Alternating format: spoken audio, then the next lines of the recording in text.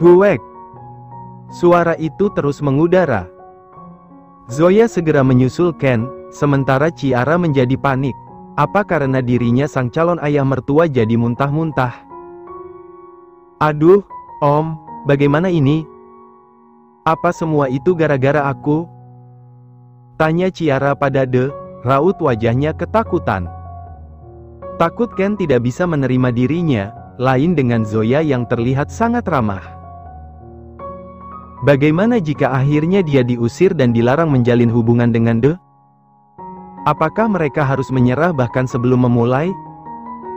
De menarik tubuh Ciara untuk dipeluknya. Tenang saja, Dedi memang suka seperti itu. Benarkah? Om tidak bohong? Tapi Dedinya Om sakit apa? Kenapa bisa seperti itu? Tanya Ciara dengan menengadah, sementara telinganya terus mendengarkan Ken yang masih berusaha mengeluarkan isi perutnya. Dia tidak sakit, hanya, De malah menggaruk kepalanya, malu sendiri untuk mengatakan bahwa dia akan memiliki adik. Hanya apa? Tuntut Ciara. Mommy sedang hamil, mereka mengalami kehamilan simpatik sehingga Dedi dapat merasakan apa yang Mommy rasakan, termasuk tentang mual-mual. Jelas De dengan bahasa yang sederhana agar calon istrinya yang cukup lola ini mengerti. Ciara melebarkan kelopak matanya. Om mau punya adik? Kembar. Kembar? De mengangguk sambil membuang wajah. Dia juga tidak mengerti, kenapa di usianya yang sudah dewasa ini, malah harus memiliki adik. Kenapa tidak dari dulu saja, supaya terdengar lebih masuk akal. Jadi sekarang Mommy Om sedang hamil? Kakak ipar Om juga hamil? Nanti kalau kita menikah, aku juga hamil. Ciara tersenyum tipis, kenapa terdengar menggemaskan? Perut kita nanti bisa besar bersama, melahirkan bersama, dan bermain bersama. Ah, lucu sekali membayangkannya. Ciara malah berceloteh, yang membuat De tak dapat membayangkan akan seramai apa mansion ini. Sebab adik kembarnya, El pun bisa diprediksi akan hamil dalam waktu dekat. Tidak, kita tunda saja hamilnya, kamu jangan hamil dulu.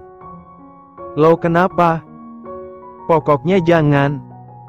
Kok begitu, Om tidak ingin punya anak dari Cia? Bukan seperti itu, lagi pula kita belum menikah, mana bisa tiba-tiba hamil. Kan aku sedang membayangkan andai kita menikah terus aku hamil setelah kita melakukan. Ciara terlihat tersenyum gemas, saat membayangkan yang tidak-tidak. Sudah, jangan membayangkan yang aneh-aneh, tukas De sambil menyentil dahi Ciara, membuat bibir gadis itu mengerucut. Dia kan sedang merancang masa depan, De malah menghancurkan imajinasinya. Sementara di dalam kamar mandi, Ken masih merasa mual-mual. Padahal mulutnya tidak mengeluarkan apapun, hanya saja Ken merasa perutnya seperti diaduk-aduk saat mencium aroma tubuh orang lain. Baby, panggil Ken dengan suara lirih, dia semakin merasa lemas, karena susah sekali mendapat asupan. Bahkan semenjak mual-mual wajah pria itu berubah pucat dengan sorot mata kuyu. Seperti tidak memiliki gairah hidup.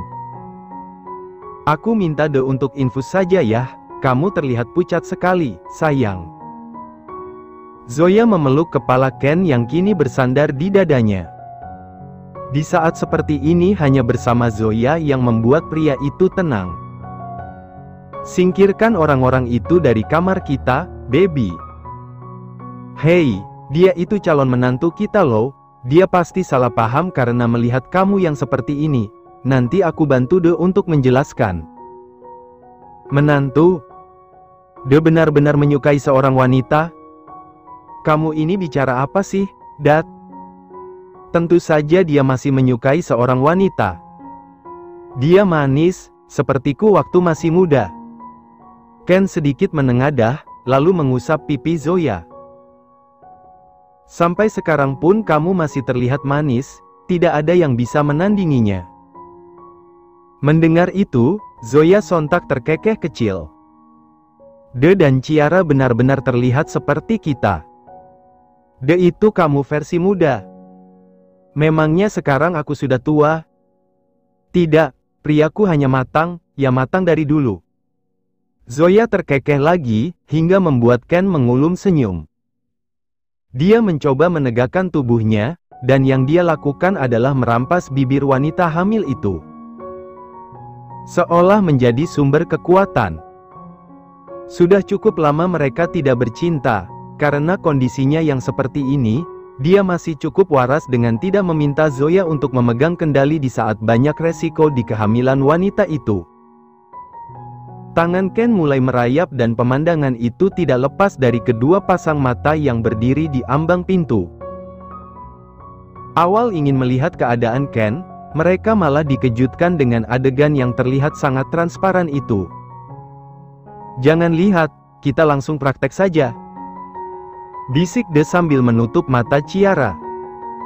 De mengajak Ciara untuk keluar dari kamar kedua orang tuanya lalu turun ke bawah. Diam-diam pria itu membawa Ciara masuk ke dalam kamarnya, dia tidak tahu bahwa ada sepasang mata yang melihat kelakuannya. Sebab kamar De berada tepat di sebelah kamar El dan Caka. Kak De bawa siapa? Gumam El sambil memegangi gagang pintu, kebetulan dia tidak pergi ke butik. Saat itu dia ingin keluar dari kamar, tetapi terurung saat melihat bayangan sang kakak. Sangat mustahil jika De membawa seorang wanita, tetapi matanya tidak mungkin salah lihat. Jelas-jelas tadi De memasukkan seseorang yang memiliki rambut panjang dengan pakaian feminim. Sementara di dalam kamar yang sangat luas itu, Ciara memutar bola matanya, mengelilingi setiap apa yang dia lihat. Kamar pria ini didominasi oleh warna putih, menandakan bahwa De memiliki kepribadian yang rapih dan bersih. Ada lemari kecil di samping nakas, berisi koleksi jam tangan yang pastinya tidak murah dan juga beberapa piala. Wah, kamar Om bagus banget, apa Om tidur sendiri? Tanya Ciara, dia melangkah menuju cermin yang memiliki ukuran setinggi tubuh De. Ada beberapa foto yang terpajang di sana, dari De kecil sampai menjadi sarjana. Tentu saja aku sendiri, tapi setelah ada kamu tidak lagi, ucap De. Dia menyusul Ciara dan langsung melingkarkan tangan di pinggang ramping gadis itu. Dia mengikuti kemanapun pandangan mata Ciara tertuju. Gadis itu menyipit, sebab merasa aneh dengan jumlah foto bayi yang terpajang. Mereka berjumlah 5 orang, dan sekilas memiliki wajah yang sama. Bukankah dia hanya kembar 3? Om, apakah ini foto kalian? Tanya Ciara sambil menunjuk foto yang dia maksud. De langsung mengangguk. Iya, itu foto kami sewaktu kecil. Tebak aku yang mana? Aku tidak bisa menebaknya, jambang Om belum kelihatan. Tapi kenapa ada 5 orang? Bukankah Om hanya kembar 3, 1 orang yang aku temui di rumah sakit, dan 1 lagi adalah Tuan Anek. Ciara menuntut sebuah penjelasan, sebab De yang tertutup tidak pernah membicarakan apapun tentang keluarganya. De terkekeh dan semakin mengeratkan pelukannya pada tubuh Ciara. Maafkan aku karena tidak pernah bercerita apapun. Kami memang kembar 5, aku adalah anak keempat yang dikeluarkan dari perut Momi, makanya namaku berawalan huruf D, karena Momi dan Dedi memanggil kami baby ABCDE, jelas pria berjambang lebat itu. Dari dulu kami memang merepotkan, jadi Momi dan Dedi tidak berencana untuk memiliki anak lagi, tapi takdir berkata lain, di usia kami yang sekarang, Momi malah hamil. Tapi, kenapa Momi Om terlihat masih muda? De tak langsung menjawab, dia menunjuk foto keluarganya. Saat itu dia dan semua kembarannya genap usia 3 tahun, Zoya dan Ken mengajak mereka ke sebuah studio foto untuk mencetak momen terbaik. Kamu lihat, semuda apa Momiku dulu, ujar De. Ciara menelisik foto itu. Di mana Zoya tengah tersenyum dengan menggendong seorang anak lelaki yang menyembunyikan wajahnya di dada, sementara yang lain duduk di bawah. Kita sama seperti Mommy dan Daddy. Tapi usia mereka terpaut lebih jauh, 19 tahun. Ciara membulatkan kedua matanya. Dia menoleh ke arah De yang masih meletakkan dagu di antara ceruk lehernya. Oke, aku paham sekarang. Apakah mereka menikah karena dijodohkan? Atau seperti kita? Bertemu tanpa sengaja dan saling jatuh cinta? Mendengar pertanyaan Ciara, De malah mengulum senyum. Dia melepaskan pelukannya dan memutar tubuh Ciara hingga mereka berhadapan. Aku juga tidak tahu, yang jelas Daddy sangat mencintai Mommy, dan Mommy pun sangat mencintai Daddy. Sama seperti aku baru pertama merasakannya saat bersamamu, mungkin itu juga yang dirasakan Daddy pada Mommy. Aku ingin kita menikah, memiliki anak, dan menua bersama. Bisakah kamu bantu aku mewujudkannya? Aku mencintaimu, Ciara. Bibir itu tiba-tiba melandas begitu saja. Namun, baru saja Ciara hendak menutup mata. Suara ketukan pintu mengagetkan keduanya. De, Cia, kalian sedang apa? Makan siang dulu yuk. Gagal sudah untuk mempraktekkan apa yang baru saja mereka lihat, sebab Zoya memanggil keduanya untuk makan siang bersama. De segera menarik bibirnya, hingga ciuman itu terlepas, tetapi sebelum menjawab panggilan sang ibu, dia lebih dulu mengecup bibir Ciara dengan sangat banyak.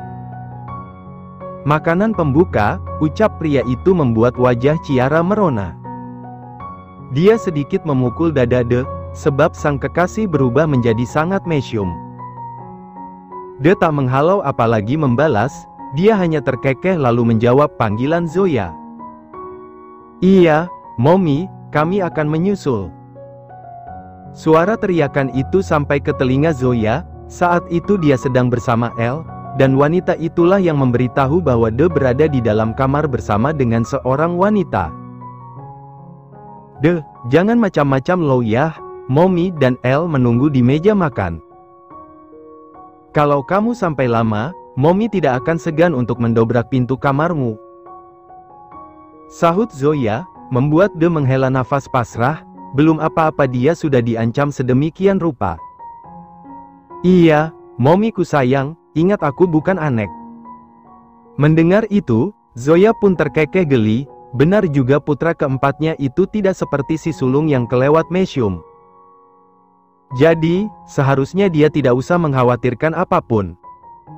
Mommy, jadi benarkah De membawa seorang wanita? Tanya Elle dengan kening yang melipat. Benar, Elle, kakakmu yang seperti es balok itu sedang jatuh cinta. Tidak tanggung-tanggung dia langsung memperkenalkan gadis itu sebagai calon istrinya, jelas Zoya. Mereka melangkah menuju makan sambil bercerita.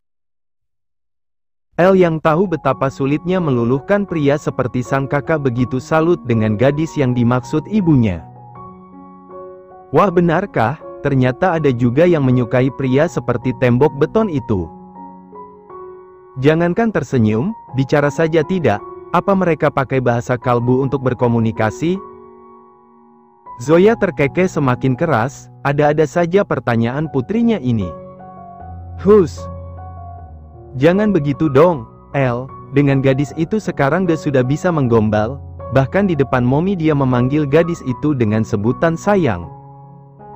Bukankah itu terdengar menggemaskan? Are you sure, Mom? Elle menarik lengan Zoya, hingga wanita hamil itu berhenti melangkah. Zoya mengangguk dan bibir Elle langsung mencebik. Cih, bahkan Kak Caca belum pernah melakukannya. Aku harus membuat dia memanggilku sayang di depan Mami Siska. Elle melangkah sambil menghentak-hentakkan kakinya, merasa kesal karena sang suami ternyata tidak seromantis kakaknya. Melihat itu Zoya hanya melongo sambil geleng-geleng kepala. Sebab sikap Elle mengingatkannya pada Ken, yang selalu iri pada Ron dan Siska. Masih di dalam kamar, Ciara sudah berusaha untuk menghalau De yang bertindak semaunya. Dia khawatir sang calon ibu mertua kembali datang dan memergoki aksi nakal mereka. Om, berhenti. Kita harus menyusul mereka ke meja makan. Sebentar lagi, bukankah kamu ingin tampil percaya diri di depan momiku? Aku sedang membantumu, supaya terlihat lebih indah. Tapi... Mendengar itu De terkekeh sambil mencubit pucuk hidung gadis cantik itu. Setelah menikah, kita akan bermain sepuasnya. Ciara yang sedang mencebikkan bibirnya segera mengangkat kepala. Benarkah? De menyelipkan anak rambut Ciara ke belakang telinga, pria itu mengulum senyum dan berbisik. Tentu saja, sampai aku kehabisan tenaga.